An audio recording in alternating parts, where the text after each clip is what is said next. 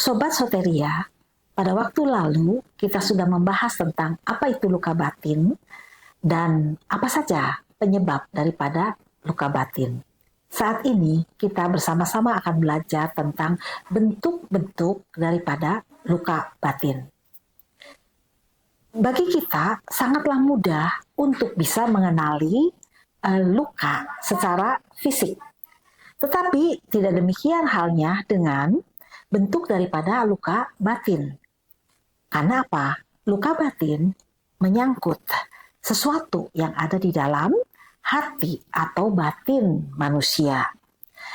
Namun, bentuk luka batin dapat dilihat dari parahnya gangguan dalam perasaan, tingkah laku, pikiran yang dialami seseorang. Semakin berat luka batin atau trauma atau goncangan jiwa dari pengalaman-pengalaman, peristiwa-peristiwa pahit dan menyakitkan pada masa lampau yang dialami seseorang, semakin berat pula tingkat gangguannya.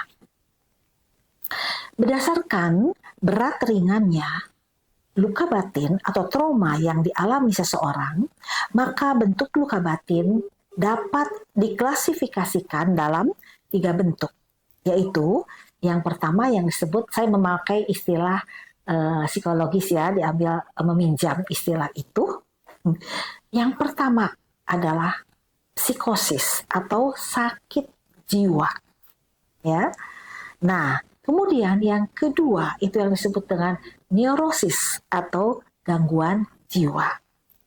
Yang ketiga, nah ini yang paling ringan, yang disebut dengan praneurosis. Nah, jadi nanti akan kita bahas tentang bentuk-bentuk luka batin tersebut. Hanya mungkin bentuk yang berat yaitu psikosis dan neurosis itu hanya akan dibahas sekilas saja. Dan sedangkan bentuk praneurosis yang paling ringan itu kita akan bahas secara lebih jauh atau lebih mendalam, ya. Nah, kita akan melihat terlebih dahulu mengenai yang pertama, yaitu psikosis atau sakit jiwa. Ini merupakan bentuk yang sangat berat ya, dari apa akibat daripada luka batin atau trauma yang dialami oleh seseorang ya. Jadi biasanya orang yang sampai pada tahap psikosis atau sakit jiwa, dia itu jiwanya itu yang diserang kan. Jadi seseorang yang diserang penyakit jiwa dan kemudian kepribadiannya terganggu. Dan selanjutnya apa?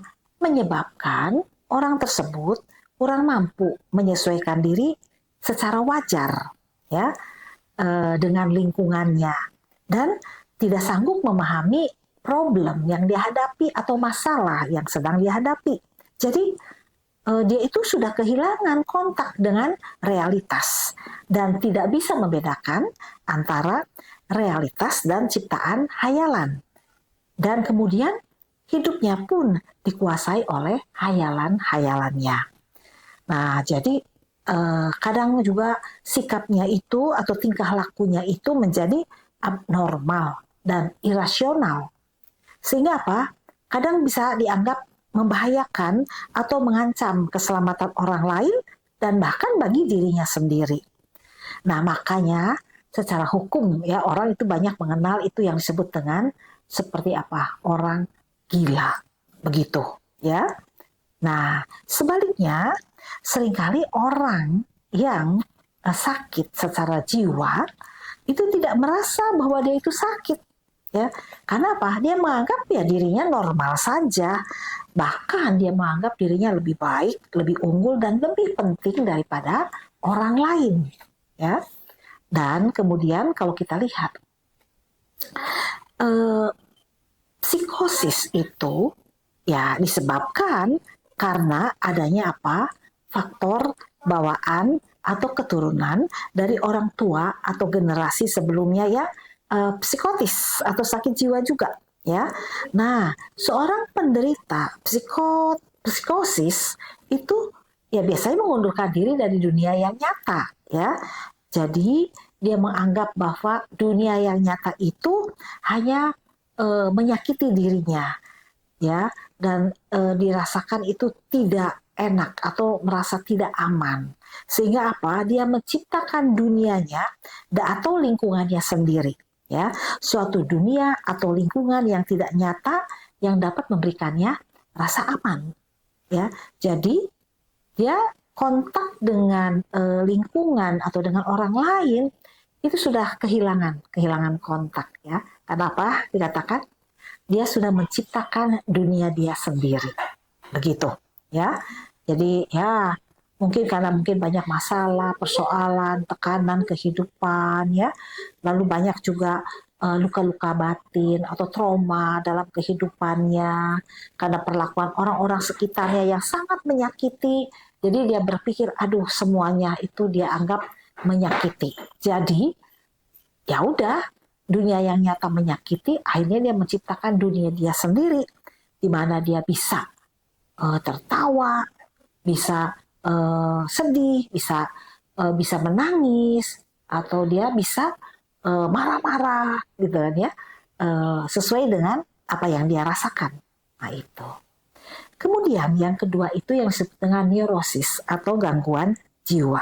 Nah, kalau orang yang pada tahap neurosis, dia itu mengalami gangguan jiwa, ya, tapi tidak separah yang mengalami psikosis, ya. Kalau psikosis kan sudah kehilangan kontak, ya, tidak mau berhubungan dengan dunia yang nyata.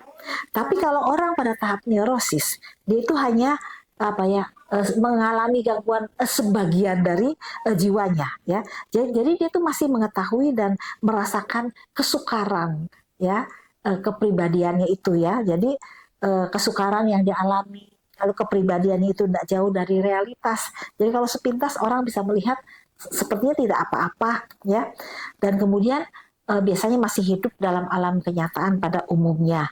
Jadi gangguannya itu hanya mengenai sebagian dari kepribadian, ya, khususnya dengan berkenaan dengan tidak adanya atau berkurangnya hubungan dengan sekitar, ya. Tapi dia masih punya ada sedikit relasi atau komunikasi dengan dunia luar, ya, dan masih ada sedikit wawasan dengan sifat-sifat sendiri dan tingkah laku sendiri. Tapi orang yang pada tahap neurosis ini, ketika dia mengalami masalah, persoalan, kesulitan, mengalami sakit, ya, atau kepahitan di dalam dirinya, dia itu tidak punya keinginan atau kemauan untuk bisa menghadapinya dan mencari jalan keluar. Jadi dia stuck di situ, begitu. Nah, lama-lama kalau dia berada pada posisi itu, kalau tidak diselesaikan, maka dia akan mengarah ke yang lebih parah yang disebut dengan psikosis tadi, ya. Oke. Yang selanjutnya itu ada yang disebut dengan praneurosis, tetapi nanti akan dibahas dalam episode yang berikutnya.